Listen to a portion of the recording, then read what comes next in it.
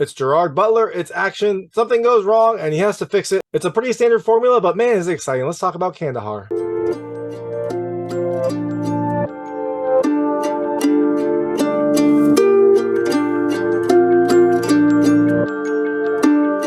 Hey everyone, this is David Stark from Watch or Pass, and I'm here to talk to you about Kandahar, which is coming to theaters on May 26, 2023. It's a new Gerard Butler action film that is set in the Middle East where he is a CIA operative. It has some exciting moments, it has some really big thoughts, but my hot take is, look, I thought this was between like a rent and a pass.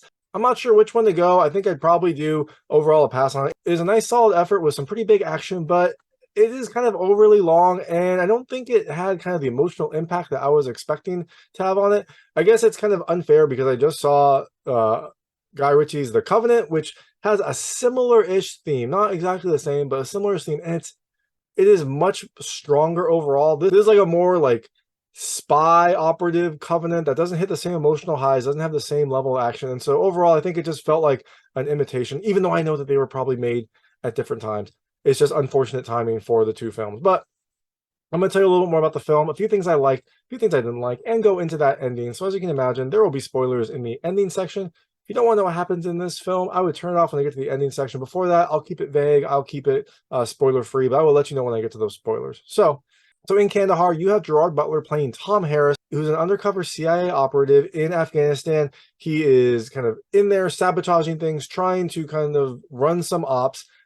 But at some point, he has to flee quickly. The closest place is an extraction point in Kandahar, Afghanistan, which is like 400 miles away. So he has to travel a very long distance very quickly. And will he get there? There's a lot of bumps and bruises along the road. You'll have to watch the movie to find out. So things I liked about this movie. The first, I liked the music. It starts with kind of this interesting combination of like rock music with some Middle Eastern influences. It was a really nice way to kind of like set the stage. I thought it was a really smart way to kind of like frame this film, because it does have like, it is rock and roll action, but there is definitely a Middle East component to this overall film. So I thought that was a really smart use of the music, and I thought it kind of really set the mood perfectly. The second thing I loved is the setting. It definitely feels like you're in another world. They do a really good job with the cities. They do a really good job with like the camera work. I don't know if this was filmed in the Middle East or if it was just, smart camera work and smart set building, but it definitely feels like you're in another world. I think that's really important for a movie where you're supposed to feel kind of like isolated. You're supposed to feel like you're against the odds and he's trying to like get out of this country, and that setting really does help. And the last thing I liked is the action. Now, the action was a little bit of a mixed bag, but there's some pretty good action sequences. There were some tense action moments. I'm going to go into something about the action when I get into like a more spoiler side of it, but they do have some pretty imaginative action. There's some big fights when people are trying to track down Tom Harris when he's trying to escape, and you do get some really nice set pieces along the way. So that being said, things I didn't like about this movie. The first, and this might be on me because I didn't have much familiarity with this overall setting, but I thought the story was a little bit confusing. There were multiple factions involved, multiple operatives. It's not just CIA. There are other operatives. There's other factions. There's elite Afghan units. There's other organizations all trying to get Tom Harris. And so that led to some very confusing conflicts. That led to some very confusing moments. And I didn't really have a great sense of all the characters when I was watching the film. Now, a second watch did help me, kind of put it all into place. But during the first viewing, I was a little bit confused on who was who and whose motivations were good, whose motivations were bad, whose motivations were changing. All of that was a little bit confusing. The second thing I didn't love as much is the film is pretty long. Like, it has a whole opening sequence and then another part, and then you have the whole Kandahar escape. It feels like it is overly long. It feels like it's overly complicated. Part of that is I think they're trying to show like twists and turns and different factions coming in and out. But to me, it just felt like this film was longer than it needed to be. It could have been a little bit shorter, and I would have like enjoyed it, I think, a little bit more. The third thing I didn't love as much is I didn't really get a ton of emotional impact in this. And that might also be because I found the story confusing and the characters confusing. But there were some supposedly big moments in the story that just didn't hit for me. They didn't kind of have the weight that I think they were supposed to. So you get these, what should be big, impactful scenes, I don't know, feel like they're trying too hard, didn't really connect with me. I think that hurt my overall enjoyment with this movie. And the last thing I didn't love as much is there is definitely some CG. Now, not as much as I was kind of expecting. There were some big CG moments for the set pieces. You can definitely tell. I think they probably needed to tell the story. There's only so much you can do with practical effects, but it does kind of diminish some of these big impactful moments when you can tell that they're CG. So that is Kandahar. It's coming to theaters on May 26, 2023. Check it out if you want to. And I'm going to go into the ending. So as you can imagine, there will be spoilers in this discussion. If you don't want to know what happens in this movie, I would turn it off now. Just know that Kandahar comes to theaters on May 26, 2023. So in Kandahar, you have this whole opening sequence. So you have Tom Harris hacking into this nuclear facility to try to like disable their, I guess, enrichment of uranium. I think that they're like doing a nuclear research project. He hacks one of the communication cables to allow them to allow the CIA to access all the computers. They overheat, I guess, the centrifuges, cause this big explosion. Somehow not a nuclear explosion, even though it's like a nuclear facility. They just cause an explosion. You would think that would cause lots and lots of problems, but they don't, because they're just able to blow everything up, and that kind of cripples the kind of nuclear research program. So seems good. Seems like Tom Harris is doing good work. He doesn't leave though, which is weird. He was the last person to like work on this site. He's a foreign contractor. You'd think that they would suspect him. So he doesn't leave though. I mean, they take out this like Iranian nuclear facility. So I guess he's in Iran, but he's based in Afghanistan. So he goes back to Afghanistan after this mission. Part of the big timeline is that Tom needs to get back to London to go to his daughter's graduation. Now he is getting ready to leave. He gets, so after this Iranian nuclear job, he, I guess, goes back to Afghanistan, is getting ready to leave, getting ready to get on a plane to London, but he gets a text from his friend Roman, who's like, I got another job for you. Tom should have said like, no, like, I don't want to do that. But I guess he's intrigued. I guess Roman convinces him. So he goes to figure out what this job is. It's a 3-day job. He'll still be able to make his daughter's graduation. And this is a job that will apparently cripple the Iranian nuclear program. They took out this facility, but this will like cripple the entire program. And Tom needs the money. He wants his daughter to like go to med school, so he needs the money for her schooling, of course. And so he decides to take this job. Will this job be good? Will this job be bad? Well, it probably won't be good, because there wouldn't be much of a movie if he just successfully did this job and left. So as you can imagine, the Iranians are not very happy about their facility being blown up. They start to investigate. They want a scapegoat. They kidnap this reporter who received classified information, and that leads them then to Tom Harris and his partner. There's some kid that was helping him out. That partner is killed. Tom Harris is kind of burned. So he and his new translator, after they're about to go into this next mission to take out the Iranian program, have to book it very quickly. They're in Afghanistan.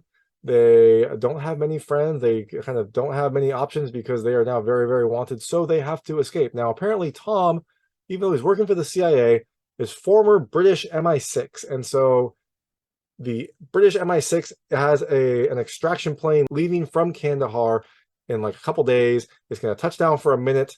Everyone gets on, touch out. This is their only chance of escape. They've got to get there. And I guess because Tom is former MI6, for some reason he left that and is now working for the CIA, they think that he can get on that plane. So they say, get on that plane, get on that plane. So they try to get out, but they get stuck in traffic. Yeah, traffic, right? It's always a killer. And they have to kind of like evade, escape. They are being pursued by multiple people. They're being pursued by this like elite Iranian spy named Nazir.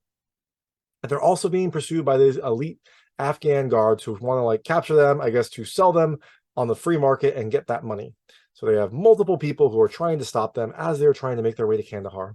So like I said during my review, there are some interesting like action sequences. And one of these, while Tom and the translator Mo are running away, is like a night fighting scene where they have to like take out a helicopter that is pursuing them at night. They can like barely hear it. And you get this really cool sequence where they're using night vision goggles and there's not a ton of sound because the helicopter is being very quiet. And they're trying to like take out this helicopter in the middle of the night when they can barely see anything. It's a really cool sequence. Unfortunately, it ends with a giant like CG explosion to take out the helicopter. But I liked the concept. So during their escape, Tom will get captured, but thankfully Tom knows the, I guess the leader of this group. It's this person named Ismail Rabbani. It's a person that Tom used to work with. And this seems to kind of help them a lot, but Mo is very upset about this. And apparently this person killed Mo's son. So Tom knows him and worked with Rabbani before, but he also killed Mo's son. So there was this like emotional moment where Rabbani's like, well, if you want revenge, shoot me now. It feels a little over dramatic. And again, also, I couldn't really connect with this moment. It felt very strange. But you know what? It makes for like a tense overall situation. But Mo doesn't shoot him. And they eventually get like a truck and drive away from the militia that captured them. Then they get captured a couple times. And as they're leaving, a bunch of ISIS Humvees like show up. And now they get captured again. So they were captured before. Now they're captured again. The ISIS people capture them. They take them to this other camp that that we saw earlier. It's this nice like grass camp, and ISIS starts torturing them. But thankfully for Tom, he's got a lot of friends. And Roman, the person that like originally got him into this second mission, the mission that then went FUBAR because his identity was burned.